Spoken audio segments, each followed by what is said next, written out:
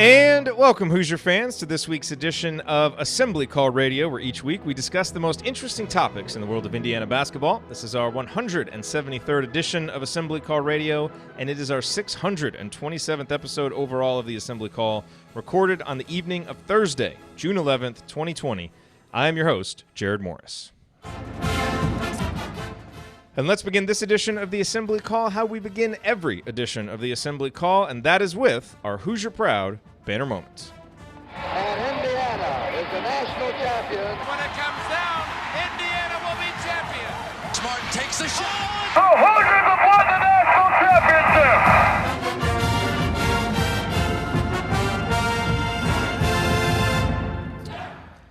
This week's banner moment occurred on Tuesday when Nick Baumgart tweeted out a useful update on one of Indiana's incoming freshmen.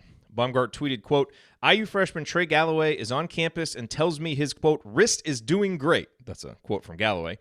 Originally injured 2 years ago, he re-injured it early last season. He'd never use it as an excuse, but it bothered him more than he'd lead on. No plans to redshirt. I expect an impact freshman season. End of tweet.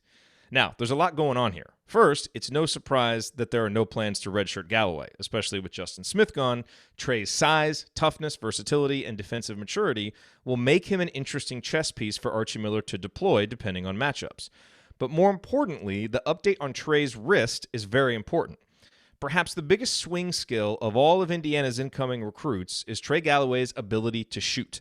It was probably the difference between him being a top 100 player, maybe even a top 75 player, and where he ended up at number 138. Because Trey can do pretty much everything else well and will surely surprise many IU fans with his athleticism. But when you look at his stats, the shooting numbers stand out in a big way. He shot just 25% from three on 201 attempts as a junior and senior, and he shot just 58% from the free throw line on 272 attempts. Those numbers are bad, especially for high school. And in this day and age of college hoops, it's really hard to play a guy on the wing who shoots the ball that poorly. But if you talk to anyone with an intimate knowledge of Trey's development and his game, they'll tell you that those shooting numbers are deceiving. The wrist injury really had an impact, and if you look deeper at the numbers, there is definite evidence to support those people.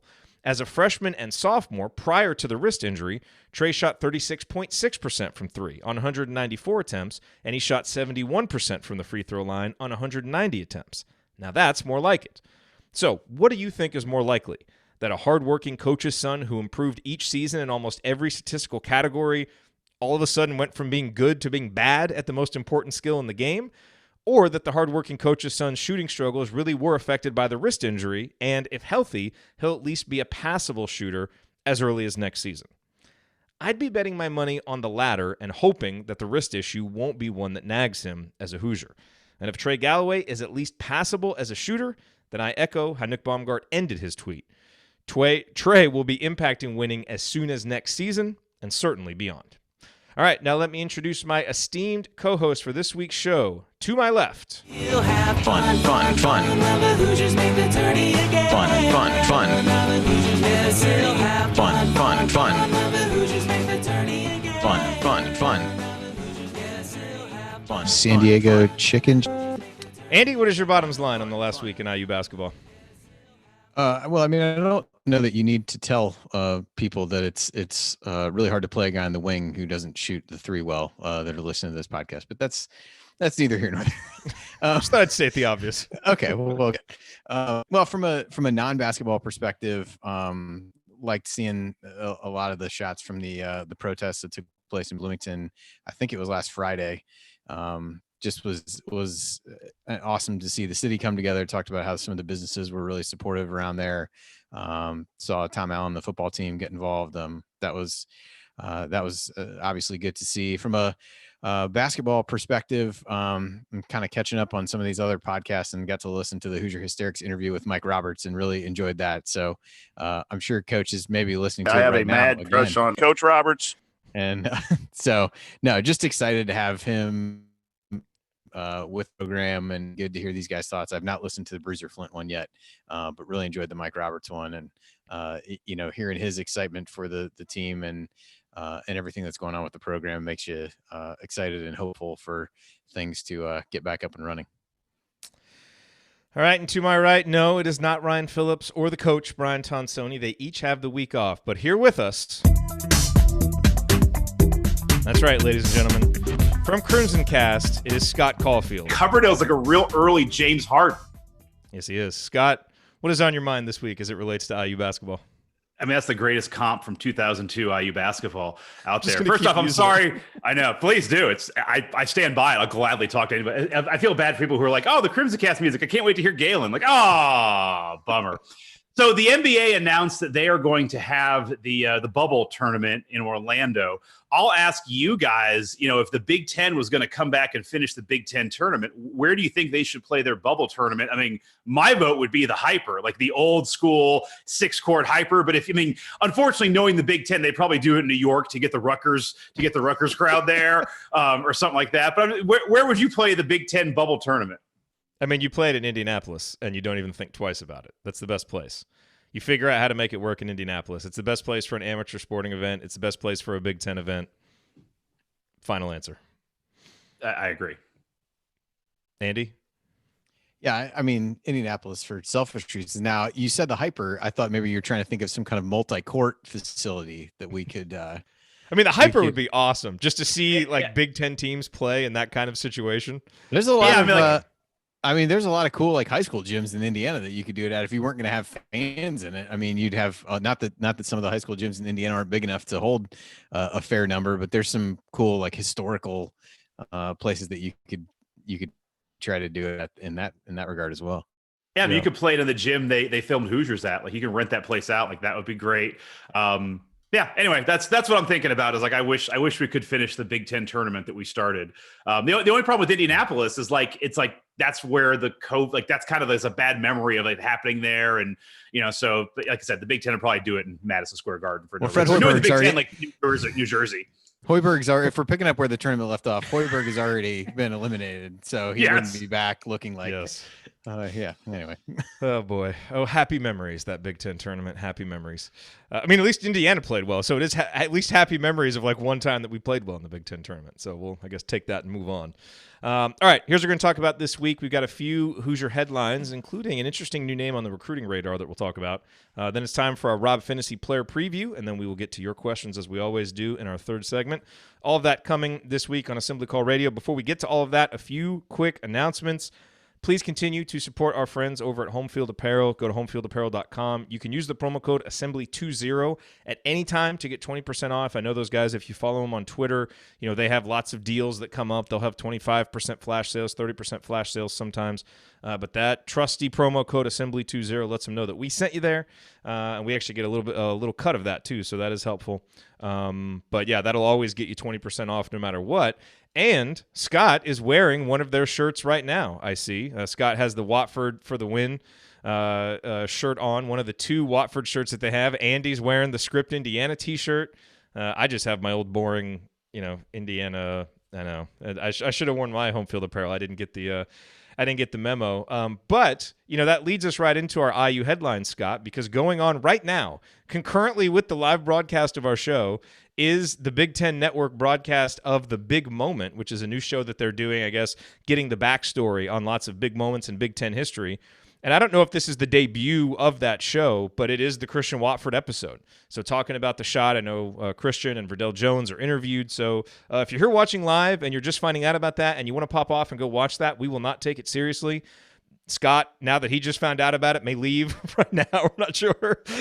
But we totally understand. But that show should be really, really cool. As many angles as we can learn more about that great moment.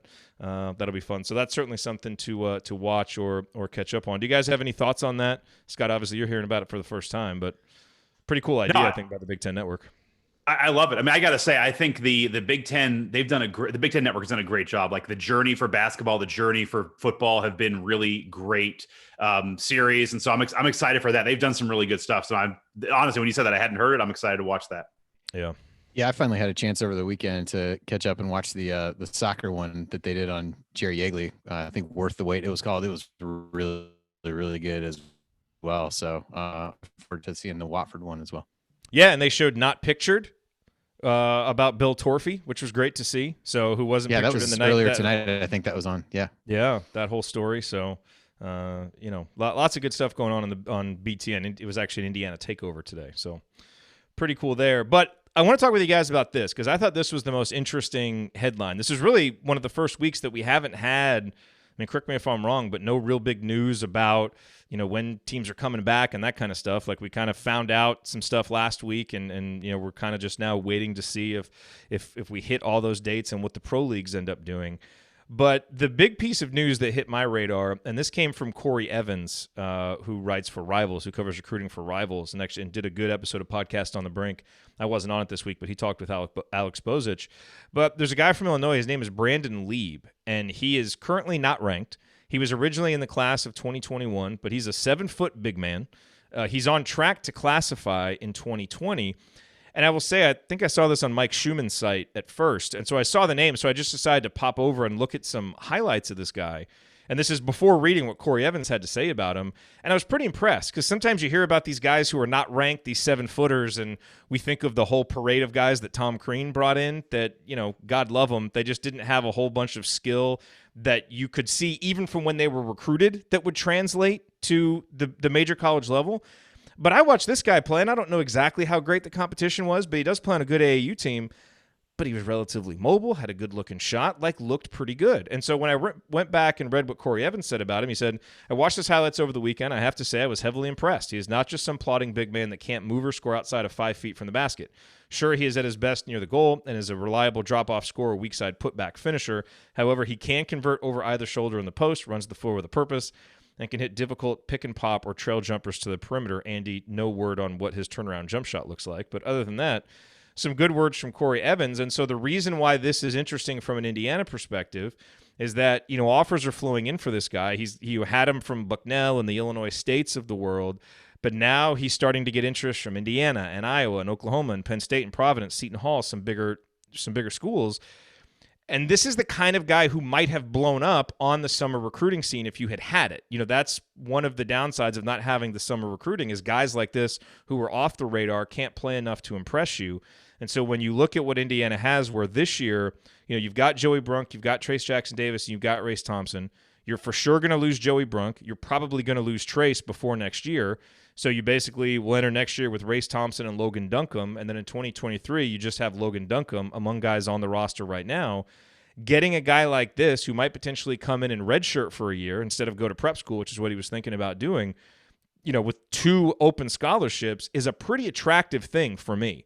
So this is kind of the first thing that I've really seen in terms of how we might use one of those 2 extra scholarships that I'm pretty excited about and think would be a really good way to use them. Andy, have you had a chance to learn anything about this guy? What are your thoughts on that use of the scholarship? Yeah, I have not. I think conceptually, I can see that makes sense. You wouldn't necessarily, I think everybody's talked about who are you going to add because you've already got what you feel like is a pretty deep team now. So this answers that question, and I think becomes attractive maybe for the same reason as we've talked about, like a sit-out transfer. Maybe that's somebody. The front court is obviously, as you project forward, looks like it will be a need. So I think there's definite upside if you think he can play at this level and get him a year in the system, in the weight program, get him conditioned correctly. I think most people hear big guys. I think the first question people would have defensively now is he going to be able to play ball screens the way that IU wants to do it and things like that. So I certainly don't know enough to speculate on something like that. But if you think you could use that and mold him into something, then it might be worth a look. Scott, what are your thoughts on it? Just the general idea. Yeah, no, I like Andy's conceptualization. I like it. When you do talk about the parade of Korean big men, I'm still waiting for the Guy Marc Michel NBA debut I was promised. So I'm looking forward to that this fall in the bubble in Orlando.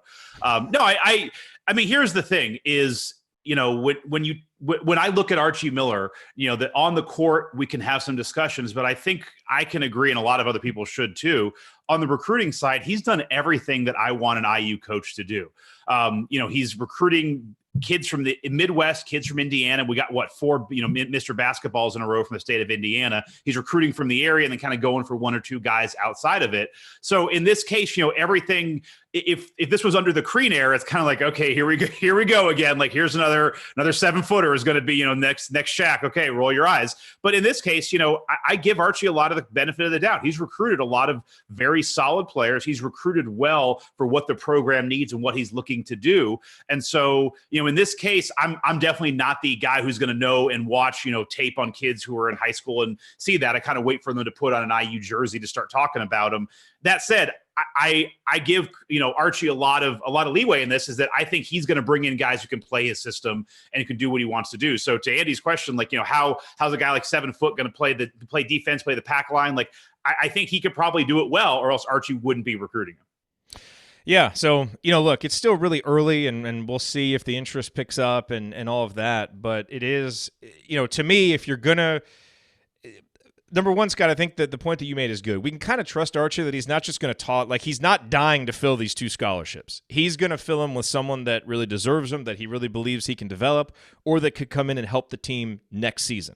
And so this is really kind of the first story like this I've seen with a guy who could potentially redshirt, and just given how the depth chart looks moving forward with big men, this to me would be an ideal way to do it, if it would work out like that. So anyway, don't know how likely it is, but it is definitely something to keep on your radar. Any other headlines that jumped out to you guys that you want to hit before we move on and start talking about Rob Phinisee? No, nothing. Wasn't a ton that went on this week. Yeah, fairly slow week. Marcel did average 7.7 points per game last year somewhere in France, in case you were wondering. So, on the road Scott, to that NBA debut, Scott. Yes. All right. Yes.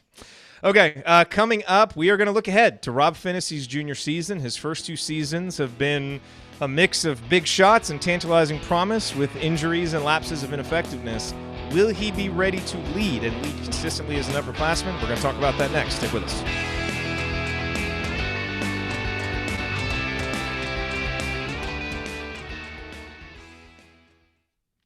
Alrighty.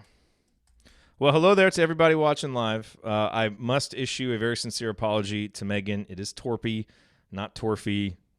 Just this whole broadcasting live. Haven't been here in a couple weeks. I kind of feel a little off my game, so I do apologize for that. I got the evil eye in the chat, so I apologize for that, Megan.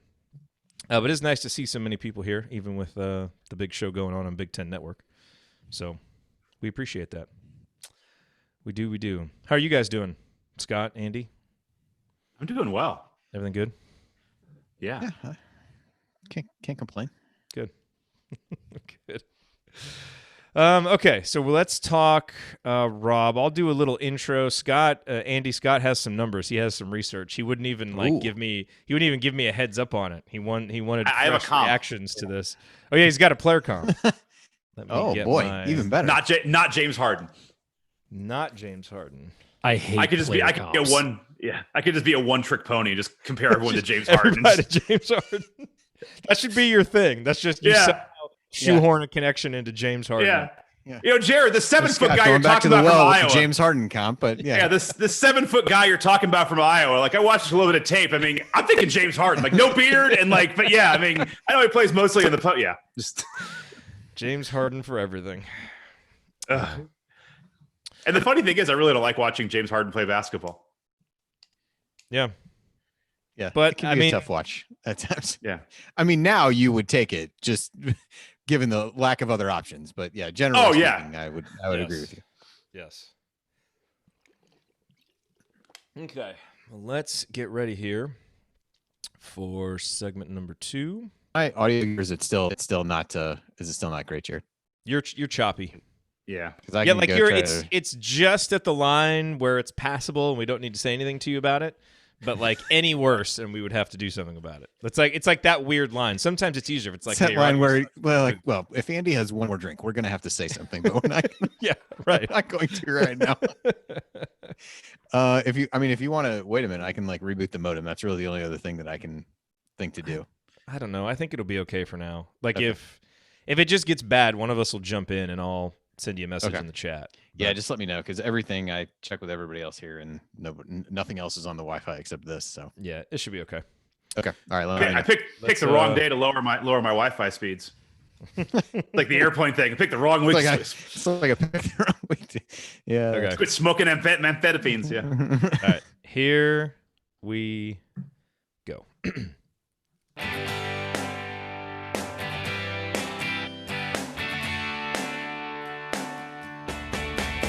What's going on? It's Christian Wofford. What's the only thing better than an epic buzzer beater?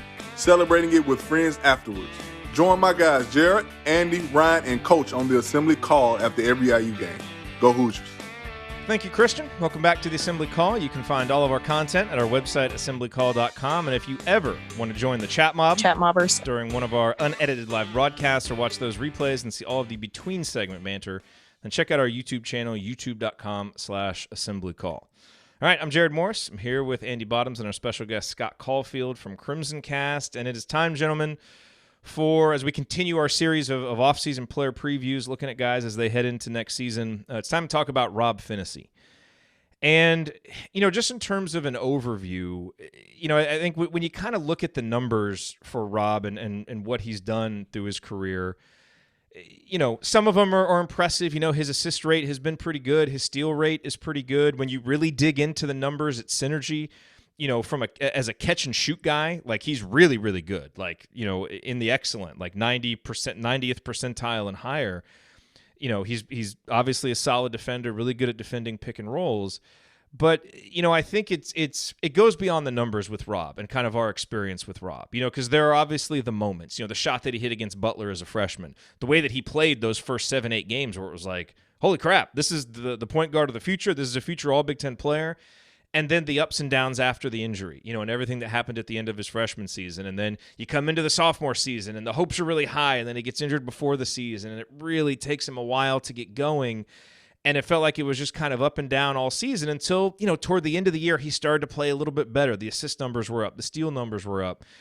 And so it's just, it's been these ups and downs, Scott. And so I think now as we enter his junior year, and he's kind of the guy. I think you talk to a lot of IU fans, who's the most important player on this team? Obviously, Trace Jackson Davis is number one, but usually among the next 2 or 3 names mentioned, usually the next name mentioned is Rob Phinisee because of what he can mean in terms of setting the pace for Archie's offense, getting the ball where it needs to go, and then as a defender, really spearheading that pack line defense. So I think it's one of those, we all want Rob to be so good. We believe that he can be because we've seen it, but yet the totality of the evidence in his 2 seasons is as much good as there is ineffective, because there have been games where he's kind of disappeared and not been there.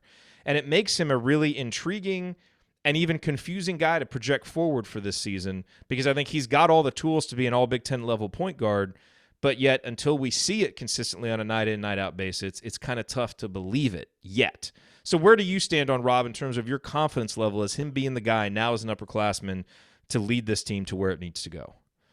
Yeah, I mean, I think you hit a really interesting point with Rob. Like, it's so much more about the numbers, because when we knew we were going to talk about Phinisee tonight, like my first thought is exactly what you said. Like, he's probably the second most important person on the team next year, because when he's playing well and he's kind of managing the offense, I feel very comfortable with him doing that.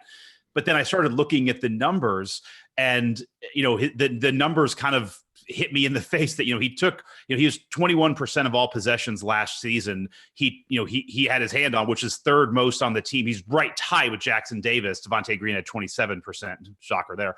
But, for that, he had the lowest offensive rating of anybody on the team with that much usage. Jackson Davis is 119 usage rate, offensive rating. Devontae Green's 98. He's at 94. You have guys like Al Durham or 108. Joey Brunk's 101. You look at this, and if you look just at the numbers, the first thing you would say is like, well, we got to get the ball out of Phinisee's hands more. Like, he can't be shooting as much. But to your point, when you're watching the games, when he's doing well, that's when I feel like our offense is clicking the best. So you go back also to the injury thing. Like, I feel, I always say this on our podcast, like it's kind of no brainer stuff, but it's like, the crazy thing too is like, we're halfway done with his career. Like, we're halfway done. Like, this is, it's 50% done. I feel like he's just got here, but something with his career is always going to be like that Butler game, his freshman year, where he hit that shot. It's like, I felt just like you, though. I'm like, oh my God, we found our next point guard. Like we have somebody who can steady the ship. And then immediately he gets injured. And I honestly feel like we haven't had kind of that long stretch since. Like it's kind of, sputtered his freshman year. He battled with injury last year. Like I feel bad because I don't feel like we've had that like 2 months of just I'm at full peak performance, Rob Phinisee yet. Well, and Andy, that's the thing that makes Rob hard to project, because it's like if you just had this guy who had accumulated these numbers, and his 2-point field goal percentage is under 40%, and he hasn't been that efficient. His turnover rate went up last year, which was actually part of the reason why his usage rate went up, is because he turned the ball over so much. I think if you hadn't had all those injuries, you would think, all right, well, this is kind of what this guy is. He's an okay point guard, but he's been below average in the Big Ten. But that's, I think, why there's a lot of hope. And I think a lot of legitimate hope is that when he's played poorly, it has felt like it's been coming off of injury, like he hasn't been able to get into a rhythm. Now, maybe he'll just be a guy that we look at the end of his career and it's like, man, he just never got healthy. We never feel like we saw what he can do. But it's like there's this nagging feeling among all IU fans, and I feel it too. Man, if we can just get a full season of health for this guy, like this can be an above average to really good Big Ten point guard, especially as an upperclassman. And I think when you're looking at the most optimistic projections for Indiana this season, that is like got to be right there at the top of the projection list if that's going to happen. Yeah, it's funny looking at some of the efficiency numbers. Like I don't think I realized just how kind of ugly at times they were, and really just how up and down the numbers were, even from game to game, where there were, those flashes that we keep talking about and everybody clings to. And I think doing that allows you to look past some of the poor performances and things like that. So, I think this is a really big season. Obviously, he's really important for IU, but I think it's a big season for him, because I think if you get through another one and you don't see the growth that you're expecting, then that becomes concerning. But, if you want to take the optimistic viewpoint, I looked at the similar players on the KenPom for him. One of them is sophomore year Chris Chiozza, who really grew into a really, really good point guard for Florida over his last 2 years. So if he follows the trajectory of him, maybe that's where things go. And I think to a certain extent, he's additionally important because of Lander coming.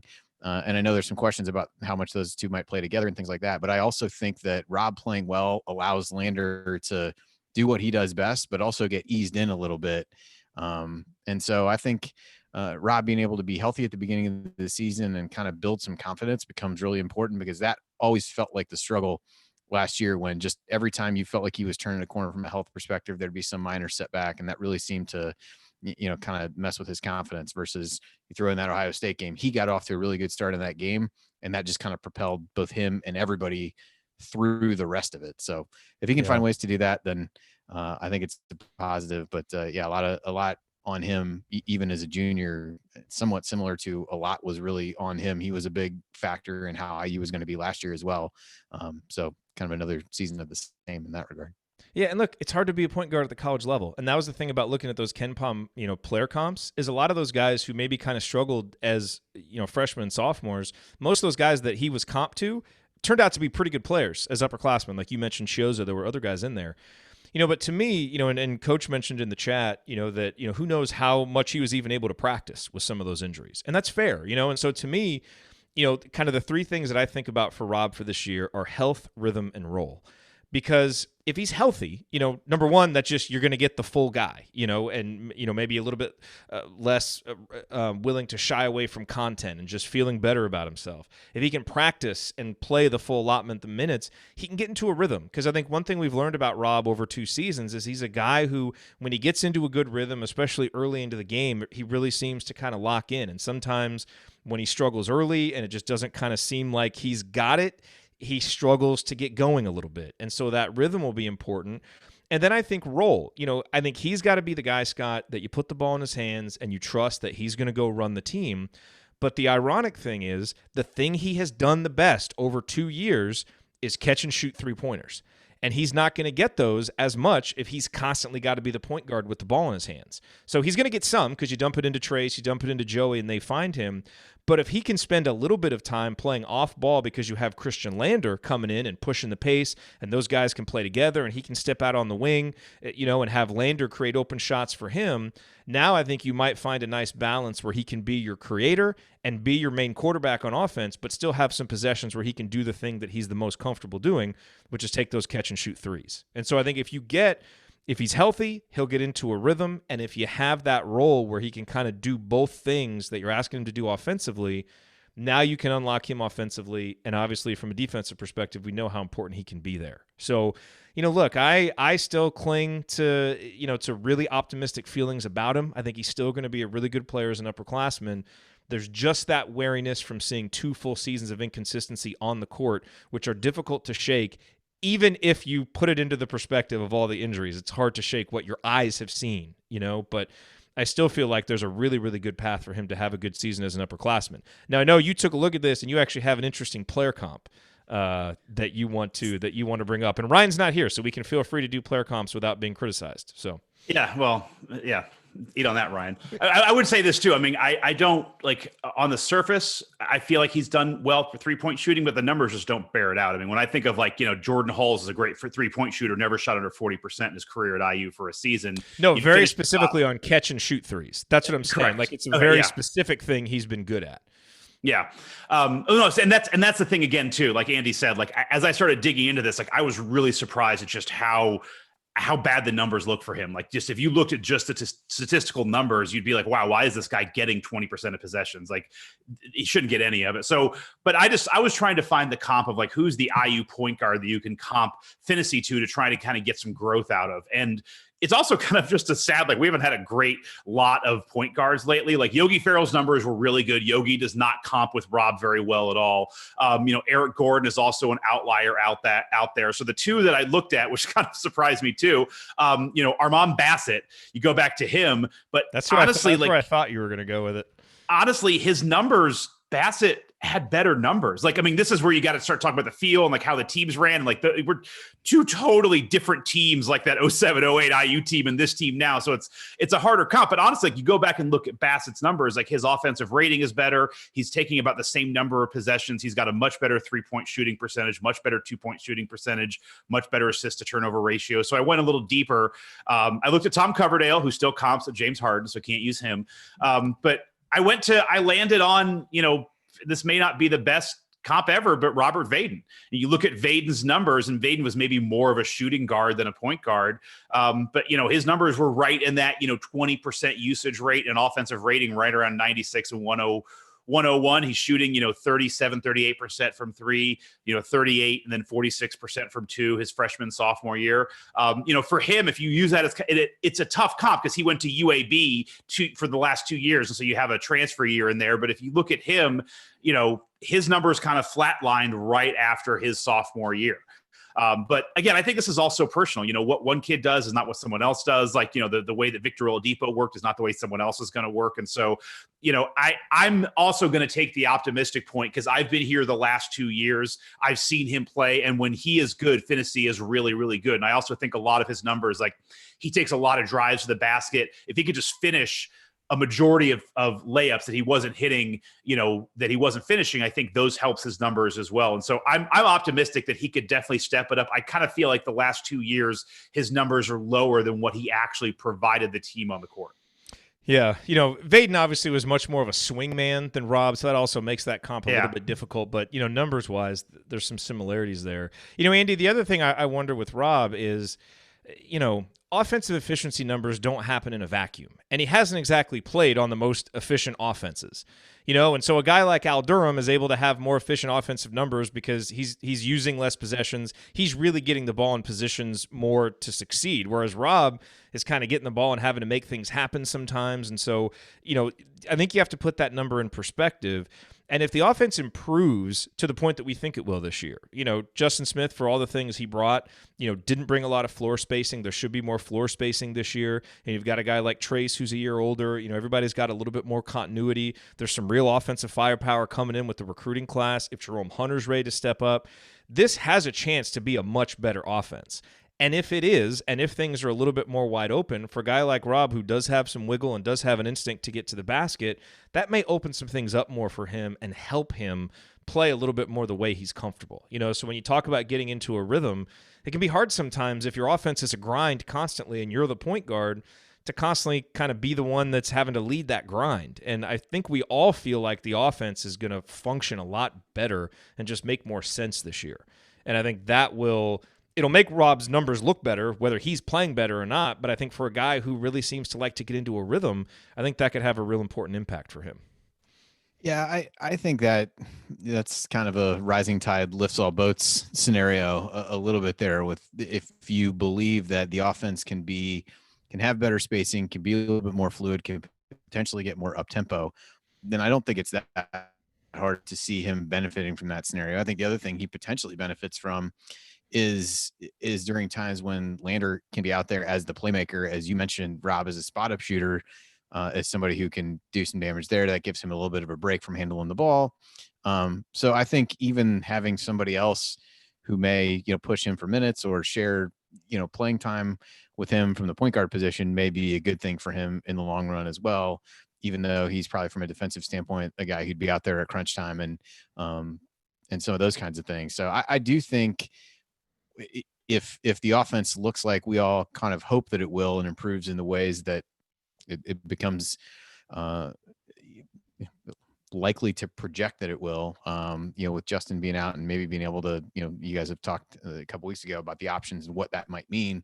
I think when you look at it that way, then yeah, it could be he's surrounded with guys who maybe complement what he does well better.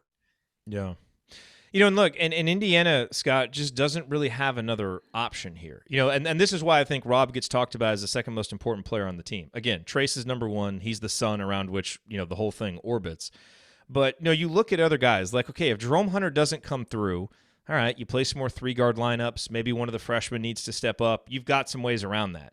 If Race Thompson struggles, all right, well, maybe you got to play Joey Brunk a little bit more. You can slide Jerome Hunter down.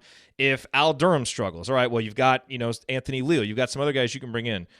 If Rob Phinisee struggles, what does this team do? Because you're not going to play Christian Lander starting point guard minutes as a 17-year-old, coming in. He's not going to be ready for that. Al and Armand are not starting point guards, and this is really the guy that you're giving the keys to your offense and spearheading your defense. And so that's why I think a lot is riding on Rob's shoulders this year, even though there's more depth in the backcourt and you've got a real balanced roster. That's why I really look at it as, Trace has to be Trace. He's got to get better. He's got to stay healthy, be that guy. But Rob is really the other guy where there's just not a great plan B if he isn't not only as good as he was next year, but takes the next step, into being a potential all Big Ten guy. So, I don't want to overrate it, but I really just don't see another great option if he isn't ready to give you 28 to 30 minutes of pretty high-level point guard play. Yeah, I mean, I would say I think Al Durham did a pretty good job of taking the ball when he had to last year. I think he stepped up, so I think he could be, a good serviceable backup. But I hear what you're saying. Like, you need Al's going to do better playing. Yes, but not the whole game. Yeah. Yeah. And again, I think last year it was also a stark contrast when Phinisee was in the game, you kind of had some semblance of offense. And then, when Devontae Green was in the game, it's like, all right, it's Devontae time. And it's like, all right, can we get Rob back in? Because I'm tired of Devontae jacking up 30-footers. Depends on which game. Depends on which game it was. And depends on whether he made his last one. Like, it depends on whether he's made 3 in a row or whether he's missed 3 in a row. There were some games, it's like, dude, just keep shooting. Just keep going. Whatever. Yeah. Just go for it, man. 50 foot. Who cares? Knock yourself out, bro. This is also, I hear what you're saying, just playing contrarian. I think this is also where if, Armand Franklin could also be a little more consistent, it would help out.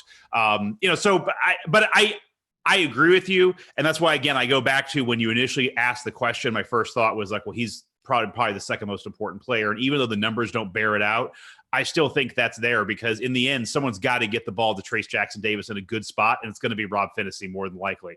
And that's something too we haven't talked about, but that's where another area I think that he needs to improve, and we need to improve as an offense is getting Trace the ball in more advantageous situations than where he's been getting the ball, or sometimes where he's trying to get the ball and just getting great position in the post, and we're not able to get him the inside post pass. And so that's something the whole team has to work on, but especially Rob as the leader of the offense, he's got to be able to get the ball to Trace in places that are good for him.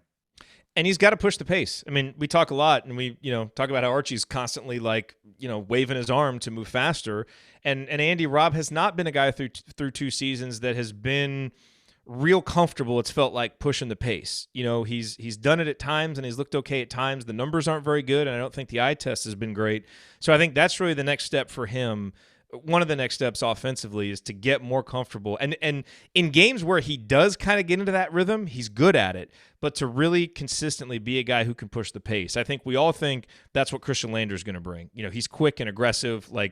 You may have to try to rein him in a little bit. Clearly, Archie feels like he needs to push Rob to get going more. That, I think, if you're talking about what are you going to look for over the first 5 to 10 games of next season, one of the most important things I will look for is, does Rob look more comfortable pushing the pace? Is he leading Indiana to play faster? Because it really feels like something this roster is set up to do a little bit more, and it certainly is something that we know his coach wants him to do. So that would be a big thing to look for him in terms of kind of growth and evolution for next season. Yeah, that's a tough one to really try to figure out the reason that he does seem less comfortable doing that. I don't know if it's a injury concern type thing of, wanting to really get going downhill in traffic and do something else. That may have nothing to do with it. I think the point guard role is such a challenging one. And you talked about earlier how difficult it was to play at the college level. I think these guys feel at some point you're the caretaker of the offense and you can't really you don't want to make a mistake. And sometimes that makes you play slower and doesn't necessarily even prevent the mistakes from happening. So yeah, I'd be interested to see if he was healthy enough for a long enough run where you could really see, is he embracing that part of it? As you said, Lander helps with that when he's in the game, but he's not going to be in the game all the time. So can you get Rob to feel comfortable making decisions in those scenarios? Because I would agree with what you said. There's been times that he's done okay at that, but there's also been times that some of that turnover rate that we talked about comes when he's getting himself sped up and trying to do things too fast. So yeah, that's a delicate balance and one of the hard things about playing point guard. But I think this team sets up well to need to play at a faster pace. If they're not going to play, if they are going to play a little bit smaller, have some guys on the wing that can shoot. If you can push the ball up the floor, you're going to get open shots. So almost feels like he has to do that, or somebody has to figure out a way to do that, because that feels like the way this team can be most successful and kind of unlock that offensive potential that we talked about earlier, given what they can look like this year, maybe versus what they did a year ago. All right, last question on this, or last comment on this. We do have some questions that we'll get to in the next segment. But Scott, obviously you look at a guy like Trace Jackson Davis, he's a source of optimism for the season. Jerome Hunter is a source of just boundless optimism. Do you look at Rob Phinisee for this upcoming season? Is he a source of optimism for you or more a source of concern about the upcoming season? Viscerally. Optimism. I mean, I would say optimism because the thing that we've kind of always talked about this whole time is he hasn't had a full healthy season. So all the things we've talked about, we haven't seen him play for 20 games where he's 100% healthy. And so to me, if you're going to take anything from this layoff and kind of time off, is hopefully it gave him time to get healthy, to get fully on the mend. Because I don't know all that happened, but it never felt like he got healthy from what happened his freshman year. It felt like it was just kind of this elongated, never getting healthy. And same thing with Jerome Hunter's in the same boat. I'm excited for him because I feel like this is going to be the first year we're going to have a fully healthy Jerome Hunter. And so I'm optimistic because the times where I feel like Rob was playing at 100%, he was a different player than we've seen, and the numbers bear out. Just the times he's been great. And so I'm going to be optimistic about it because everything else now kind of sucks, but also just because, again, some guys are just never healthy and it sucks. It's kind of the Maurice Creek thing, and I feel bad, but I really think that we can get a full year of healthy Rob Phinisee out of here. And I think if we do, I know this is kind of the initial question you're going to, kind of going back to it, I don't see why he couldn't be, a top two or top three guard, point guard in the Big Ten. I'm not sure if he's going to be the number one or the first team all Big Ten, but I don't see why he couldn't be second or third team all Big Ten if he had a full healthy season. Just from what I remember seeing, what I see, the numbers don't bear it out again, but that's what I would say. If he does that, we're going to be really good. I know that. I know that for a fact. Andy, to me, I have concerns, clearly, but he's still a source of optimism. For what you talked about, Scott, and what we talked about, where it's like it feels like there's a lot of untapped potential if he's healthy. And I'm going to believe that he's going to be healthy, and I think he can be a really good player when he's there. Where do you stand on it? Yeah, probably in the middle. I think if you look back to how we felt his freshman year, I think you could see a steady build over the course of a 4-year career. And then you kind of looked ahead to imagine what this guy's going to be like as a senior 4-year point guard and things like that. So I think, but that didn't really, the first part of that trajectory didn't really happen this year. So I think it's fair to be less optimistic maybe than you were before. And I think the other thing with a guy like him versus a guy like Jerome, the ceiling of one versus the other is wildly different. To me. So I think that becomes a little bit hard. So I'm optimistic because I think there are reasons that he didn't kind of follow that trajectory as a sophomore. But I'm also a little bit concerned, as you said, because I feel like we came into last season a little bit the same way in terms of I'm not sure who the other guy is, so he better figure this out. And I think they may do as best they could in that scenario.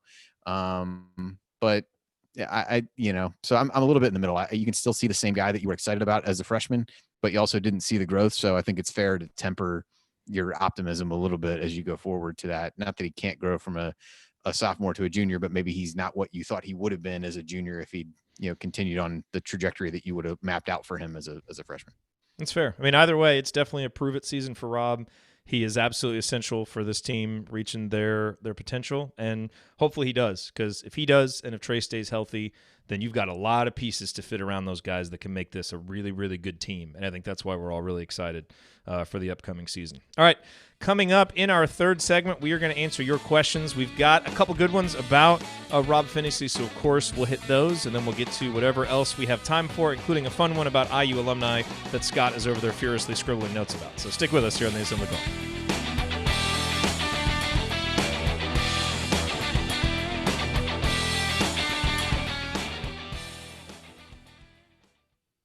Okay, so that was 46:31. Oh, wow, that was a long segment. That was a Phinisee deep dive. Dang, that went long. That might be a new record for segment, 26 minutes. I was surprised you kept asking stuff because I was like, I feel like we've been on this for a while, but then I didn't realize it was that long. Holy smokes. And I'm not, and dude, I would normally blame myself for being long. Like that was not me. Like you did like a second round of questions. Like, all right, we'll keep going. Like, well, I mean, I felt like there was still more meat on the bone, but I didn't quite think it was that long. But, hey, that's all right. Okay. All right. Our first segment was short, so we're okay. We're doing okay on time. Here, Scott, why don't you take on the Ryan role and say something interesting while I do math? You have a fun story to regale the audience with, more player comps from the Mike Davis era that people can happily reflect on? No, I don't, but I will. All right, I'll throw this out there for the chat mob. So this is completely unrelated to IU basketball, but I'm listening to the rewatchables with Back to the Future, one of my favorite movies of all time. Yes, watched it with my 7-year-old, but this would be a nitpick for me with Back to the Future. I love this movie, so I say it with all everything in my heart. We can criticize the things we love. Yes, I do that with my wife all the time. So the thing that with the movie that I've never understood is, so you have Marty McFly who is playing the guitar. He's playing John. He plays Earth Angel, and during nobody else really knows that he's evaporating into thin air. He's just playing. So if you're Chuck Berry or you're Marvin Berry, his nephew or whatever, Chuck Berry's nephew, all you're seeing is a little white kid who came up to play guitar and doing a pretty bad job of it. Like he's missing notes. He's like at one point sitting on the ground, like almost dying over the guitar, like doing a horrible job. And then the song ends. He kind of pops up. My first take would be like, all right, man, thanks. Get off the stage. Like I'm not play another song, but not only does Marvin Berry let him play another song, he says, hey, why don't you lead the next song? And then you let this kid just say, all right, man, it's a B riff. You'll follow me for the changes. Like the guys are like, all right, man, I'll be on there. And it's like, I would be like, no, dude, like, hey, get off the stage. Like you almost just died next to the guitar. Like I'm not letting you lead the next song on a B riff that just follow me for the changes. Like, dude, you can't even play 3 notes in a row. So that's what I was thinking about. You just dribble the ball off your leg during the layup line. Would you like to be our starting point guard? That's basically what... Thank you, Andy. That's a perfect analogy. So, I was thinking about that as I was listening to the rewatchables and Back to the Future. I was not expecting a Back to the Future rant, but I'm happy that it happened. Although we do have some very concerned people in the chat mob about your recent comment about your wife. Joel said Scott will be sleeping on the couch a lot. Jen says this is his last time on the assembly call. Enjoy him now. So why is that? Because you're kicking me off for Back to the Future talk? No. About the comment about your wife. Oh no, criticizing the things you love. Yeah. She's used to it. She wouldn't even listen to this. she'd be like, I mean, she's out there doing something else, just not paying any attention to that. Yeah. Yeah. Scott and his internet friends talking IU basketball. Yeah.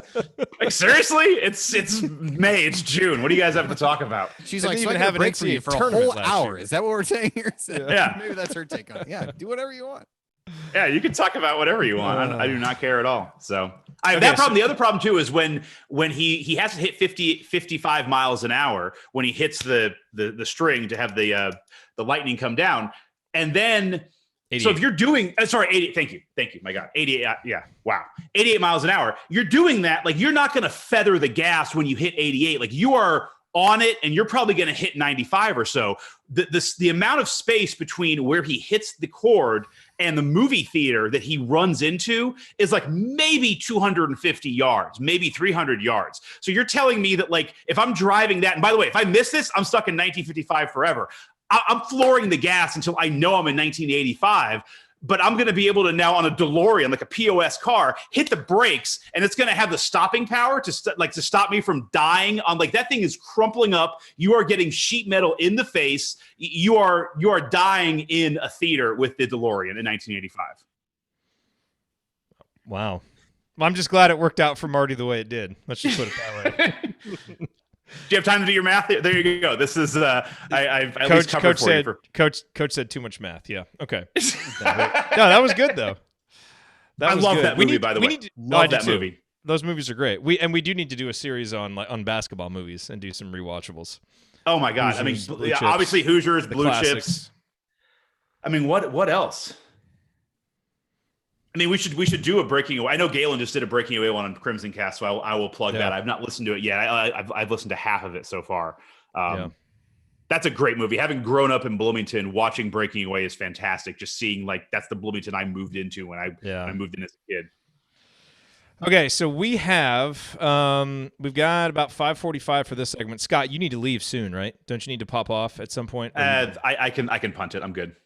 Okay, because so we'll hit one of these Lander questions or one of these Phinisee questions, and then we'll do Phinisee? Got it. Up in segment question. 2, yeah, and then we'll do Ari's question, and then just once the radio part of the show ends, then we can hit the other questions on the back end. So if you're in the middle of if you're in the middle of talking, Scott, and you hear this, that's it. We're done. No more questions. Then I got to do the outro stuff. Yep. I hear that. That's at least a 5-minute wrap up to be ready for a 10-minute wrap up. I hear you. Okay. Okay. Yeah. So we'll do that question. Okay, cool. Here, let me get, okay. Yeah. So let's start. I kind of like both Patrick's and Ari's question. Just FYI. Yeah. We'll get to both of them. Okay. Here we go.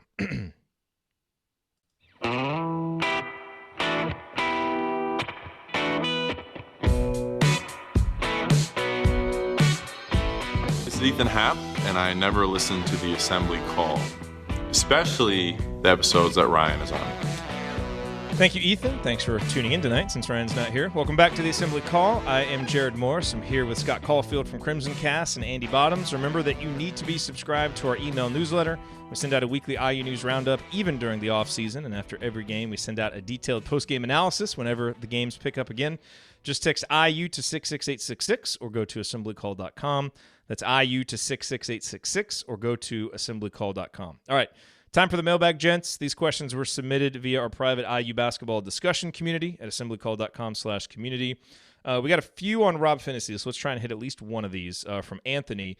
He says, do you think we see a jump in scoring production for Rob Phinisee this year with the assumption of better health and having to handle the ball less, maybe sometimes playing as a 2 and looking for his shot more when Lander is in the lineup? Andy, how would you project that scoring-wise for Rob?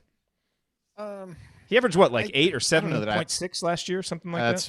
That's what I was just looking up. You threw it to me too fast, though. I will say I heard Ethan Knapp has signed up for one of those the TBT teams, so we can all get our fill of watching him travel on post moves. Yeah, it's 7.3 points last year. I don't know that I see a huge increase. I think maybe the way those points come changes a little bit. Kind of like I said, I think he might be able to take advantage of some of his spot up shooting. But I don't know that he becomes a double figure guy by any means. So if he gets to maybe 8 or 9 points a game, I think that's conceivable, but I don't think any kind of major jump is likely. Yeah, Scott, what are you projecting scoring wise for Rob? I think I'm pretty much where Andy is in terms of just the average. Yeah, great radio. I agree with all you guys. No, it's about the same. I mean, I think he might be able to hit like 10 or so because he had a couple of games where he had like 0, 1, 2 points. Like he had a couple of pretty low scoring games. So I could see him being like around 10 or 11, but now we're splitting hairs between 8, 9, 10, and 11. So from Justin, do you think Rob can make the All Big Ten defensive team if healthy? And it's always interesting how that stuff gets voted for because sometimes you need to have, big numbers in terms of steals or blocks or have some signature moments. And Rob does have, relatively good steal numbers. But Andy, what do you think? I certainly think he can be one of the Big Ten's 5 most impactful defensive players, given the role he's going to play for IU and what we've seen from him when healthy. That might not necessarily mean that he's an all Big Ten defender, though, based on how those things are selected. Yeah, I mean, well, Xavier Simpson's not in the league, so that's one spot that opens itself up. So I guess maybe that's a positive. I think he could be. We all think back to the Michigan State game as a freshman, watching him guard Cassius Winston, and even some of the Michigan State game this year was the same way. You've seen him show flashes. I think it's just a consistency thing, which is what leads you to say, hey, he might not be an all first team guy just because we haven't been able to see it from a health perspective. But I think you've seen the skills are there, the instincts are there. So in that regard, I think it's possible, but it's maybe not likely just because it would require a level of consistency that we haven't been able to see from him so far. And I think that's one of those things that if he is, it probably means we had a really good season. Because if Indiana's really good and kind of, surprises by not just being the 4th or 5th best team in the Big Ten, but contending for a Big Ten title, that's going to be one of the reasons, and people will pay attention to it. So I sure hope it happens because it'll mean good things. No, I agree with you. I was going to say, those awards normally, especially for point guard, like your team probably has to be in the top 3 in the Big Ten. If you look at like the conference only defense for Indiana last year, we were 8th in the Big Ten. And normally you're just not, unless he had just some crazy gaudy number of steals, you're probably not going to give it to a team that's, playing on Wednesday in the Big Ten tournament, 8th in overall defense. It's just, unfortunately, there's not enough defensive stats like that. It's almost a team award. Yeah. So it's unlikely, but he's shown the flashes, and if he does, it would definitely mean good things. Okay, Scott, this is from Ari. It says kind of a lighthearted topic, but he did Zoom chat this week with actor Jesse Eisenberg, who is an IU fan and lives in Bloomington. How many famous IU fans can you guys think of? Yeah, this is a great, lighthearted, silly questions are things that right up my wheelhouse. I've always wondered why IU doesn't, and maybe he doesn't want to be promoted, but like having, Mellencamp and Meg Ryan at the games, or Meg Ryan when they were dating. I don't know if they still are. I haven't talked to John in a while about his love life.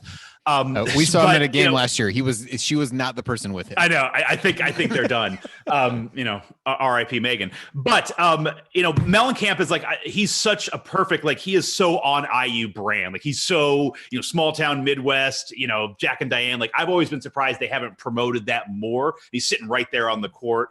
But I would look at like Kevin Kline. I always wonder why they didn't, promote him more. I get why Cuban's not there.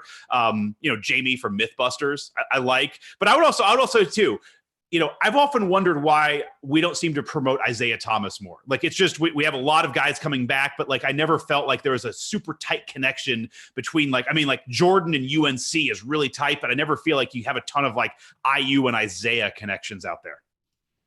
Huh. That's an interesting one. Yeah. Any others that come to mind for you, Andy? Obviously, it's great whenever you have a guy like Victor Oladipo who's there. He's probably like the top guy that you want to get sitting courtside right now. But 5 seconds left, Andy. Any good ones that you can think of?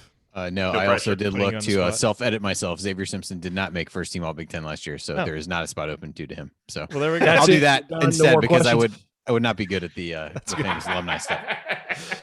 Okay, well, that is going to do it for us on this week's episode of the Assembly Call. If you want to see us do the show live, join us at assemblycall.com on Thursday nights for the live broadcast of our Assembly Call radio recording.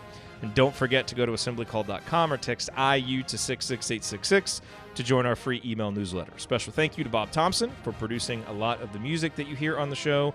And thank you for listening. We will talk to you again next Thursday night. Until then. Take it from me, Roman Langford. Keep your elbows in and your eyes on the rim. And go Hoosiers.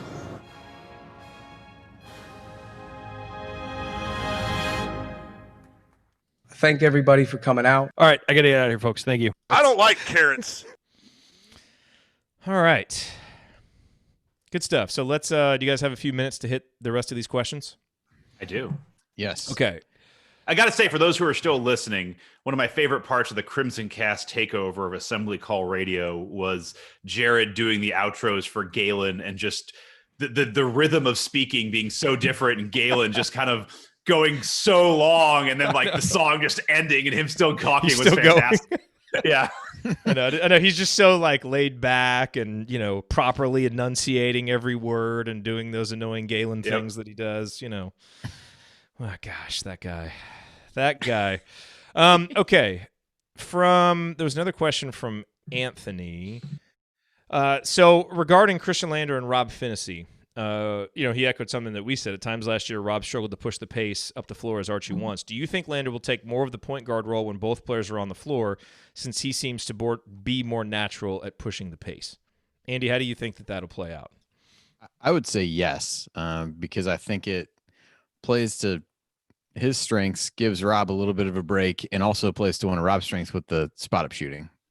So I'm inclined to say yes. I mean, to me, when Lander's out there, his key trait is playmaking, and that's the best way to get the most out of that key skill, in my view. Scott, I think that's going to be an interesting dynamic because, Rob has been a guy. We talked about how some games it feels like he's not quite in a rhythm, and some games he's more confident than others. Like there's some games he's really, really take charge. And like he's a junior. The ball is his now. The team is his.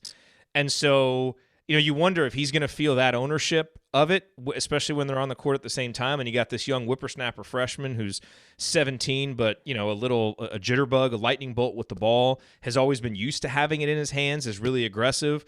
I wonder how that'll work. In an ideal situation, it'll be perfect. And whoever gets the ball, you go. The other one plays off the other guy. But, you just wonder what that chemistry will be like. And I think that's something that hopefully it'll evolve over the season and be really good. But I could see that being a little bit rocky early on as those two guys figure out how they fit playing together, while Lander is not just adjusting to playing with Rob, but also adjusting to playing with college basketball. That's going to be interesting, I think, how that works out with the two of them together. Yes. I would never call you old, but you just in that question used whippersnapper and jitterbug in a sentence and a half. So, yes, old man Jerod.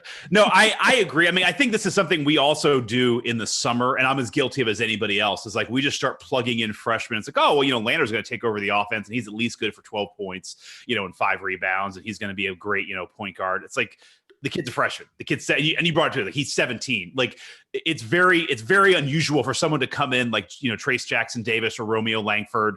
Even we've had 5-stars that come in that, like James Blackman Jr., who's a 5-star who comes in and isn't quite, ready to take over as a freshman. Like that's really not the norm, and definitely not the norm of the Indiana players we've been getting the last 15 years or so. So, I think it's folly to say, oh, Lander's just going to plug right into the starting lineup. I think he's he's going to be a little bit hit or miss because all freshmen are. And so it is going to be Phinisee's team. And it is, he's a junior, and you really look at it, like it's him and Al Durham. Like, this is their team. Like, Joey Brunk's a transfer. Race Thompson, was a red shirt. But he's not the kind of player who's going to be kind of leading this team. Like, this is Rob Phinisee and Al Durham's team.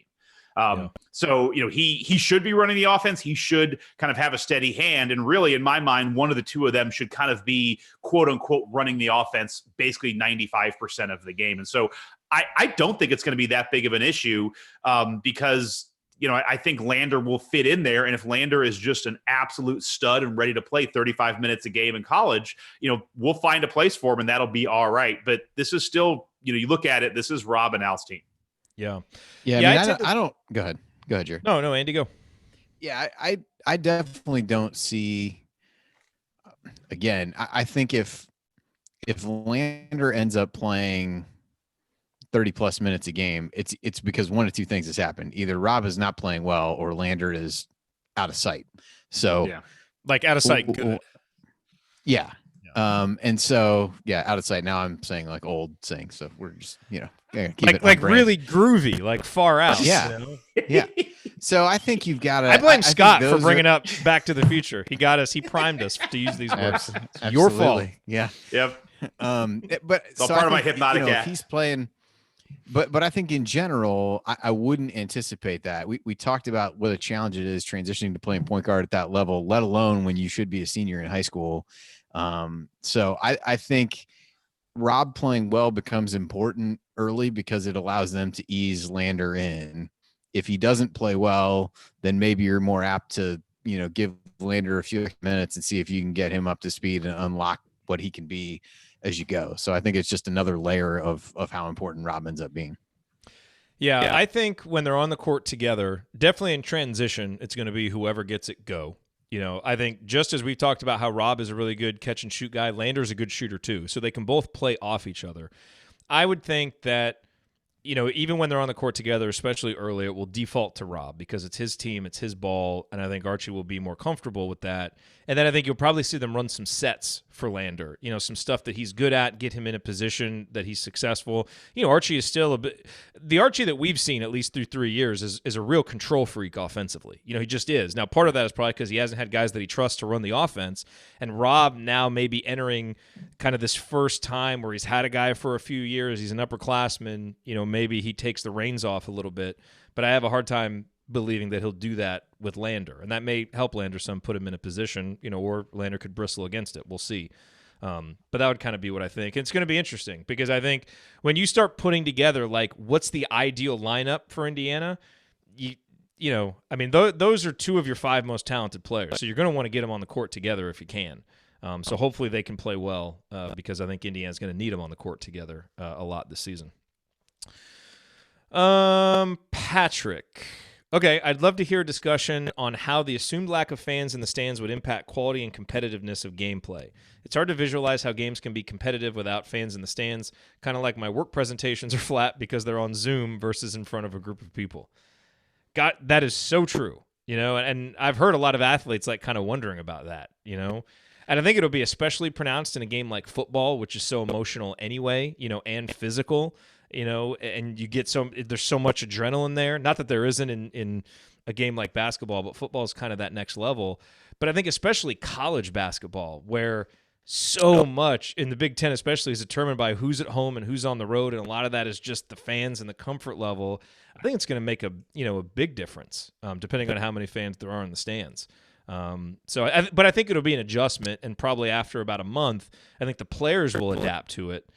But it'll be interesting to see once you get into Big Ten play after you've had a month and a half or whatever of actual games, how that changes the dynamic of a conference that where who's on at home and who is on the road seems to make such a big impact. What do you think, Scott? Yeah, I mean it's kind of the tale of two cities for IU, because in football, it's like we've kind of played in a lackluster. I mean, I'm a football season ticket holder. Those who know, like, I love football, but we're not the big house. We're not the horseshoe. Like, we're not playing in front of 100,000. So, honestly, no offense to football, we could take the same 30,000 who show up and just, move them everyone move 5-6 seats. You could probably have the same number of people in Memorial Stadium, just spread out.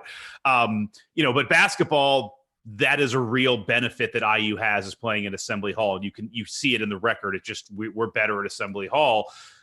And so it's going to suck that we're going to lose that out. I think you're right. I mean, I think what's going to be interesting is I think just next season is just going to be weird all around. Like I was talking to Galen about this, I think on one of our pods, maybe it was just off the pod too, but just, things are just going to look different. Like maybe in football, it's just Big Ten play. Like maybe there's no out of conference games. Maybe they decide to play a couple games in a couple different locations. Like same thing in basketball. Like maybe they just play Big Ten games. There are no non-conference. Like I do think the idea of like these, small schools that get paid to just go, around the circuit. Like, I don't know if that's going to happen. Like teams just traveling for 3 months getting paid.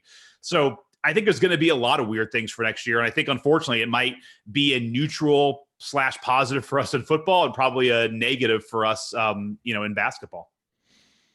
Yeah, and it's one of those things. Everybody's dealing with it. So it's not like there's just renovations to Assembly Hall and we're just not going to have, the same. Yeah. Everybody's dealing with it. So you could probably make an argument that like, oh, well, the more mature teams, the older teams will be able to handle it better, but maybe the younger guys won't be as intimidated. Like, I really have no idea who it would benefit and who it wouldn't.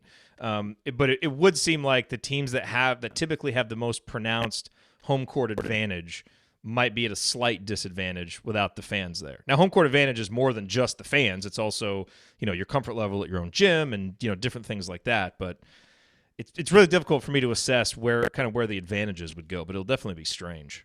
Here's the good thing for us is, if you're like my buddy Robert, who lives 3 doors down from me, he's a Michigan State fan. So like, he's obviously got a great, thing with basketball going right now.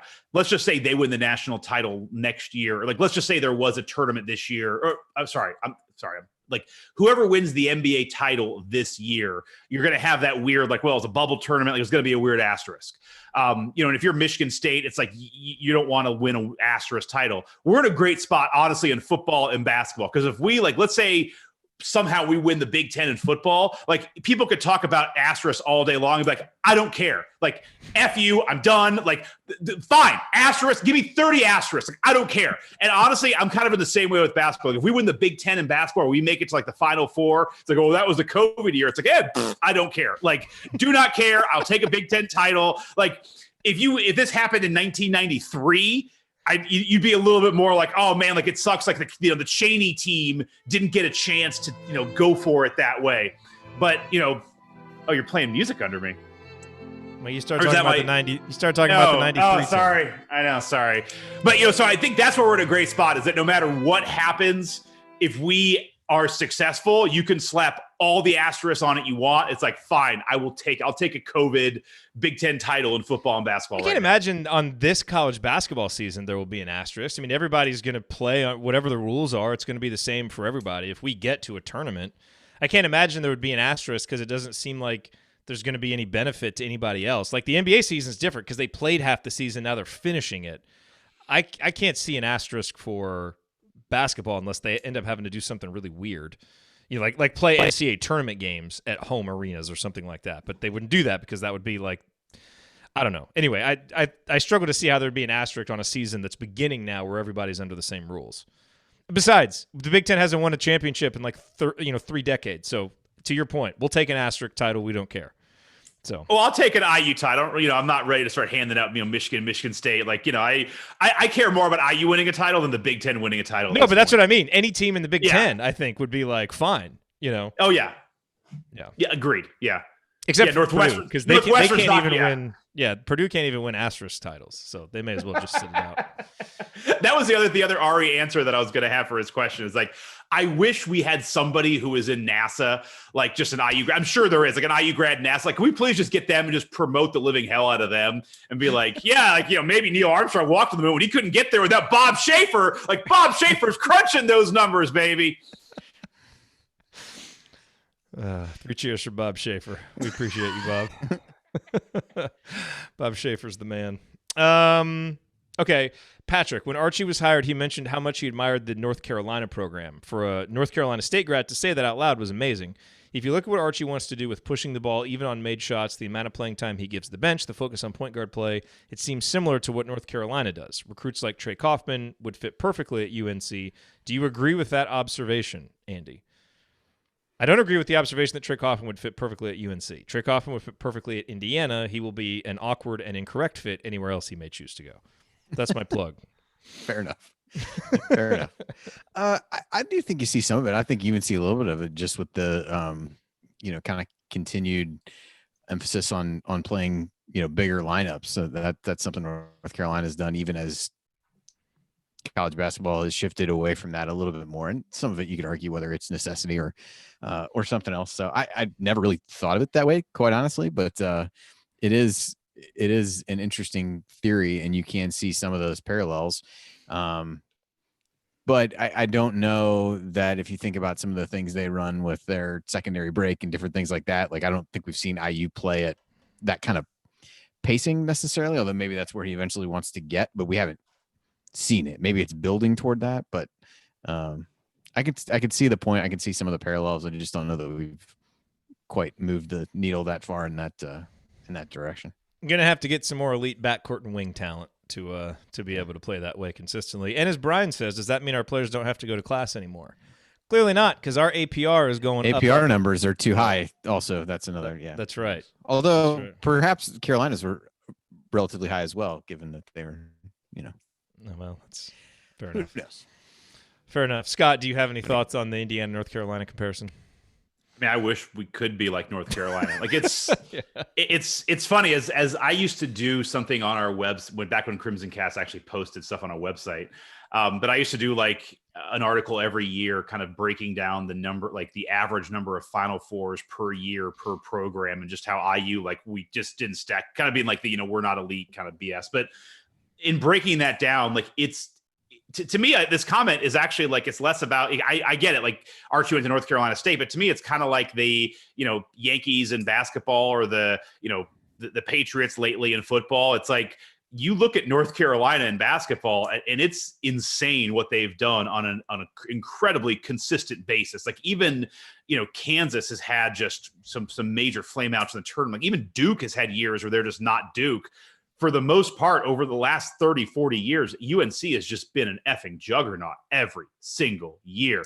Going to the tournament, going to the Sweet 16, going to the Elite Eight. Like, they are probably the class of college basketball. Like, everyone thinks of Duke, but Duke's had more up and downs than even UNC. Like, UNC has just been so consistent. So, to me, it's like it's the gold standard. Like, that's what I want to be.